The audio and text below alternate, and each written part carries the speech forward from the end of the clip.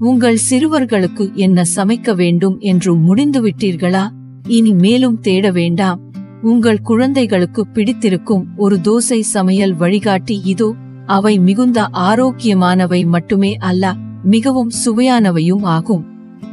ஒரு பாத்திரத்தில் 1/2 packet dosa mix, 1/2 cup தயிர் ஓபன் பரெண்டசிஸ் தயிர் க்ளோஸ் பரெண்டசிஸ் மற்றும் 1/2 கப் தண்ணீரை கலவுங்கள். இது மென்மையான தன்மையை அடையும் வரை கலக்குங்கள். தயிர் மிகுந்த புளிப்பாக இருந்தால் பால் அல்லது தண்ணீரை சேர்த்து கலக்கலாம். அதை 5 நிமிடங்களுக்கு நிற்க விடுங்கள்.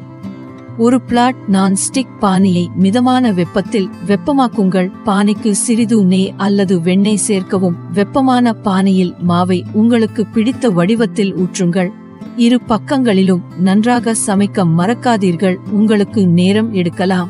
சூப்பர் கிரெயின்ஸ் நலமானது அதிக வேகமாக சமையாது என்பதை அறியுங்கள்.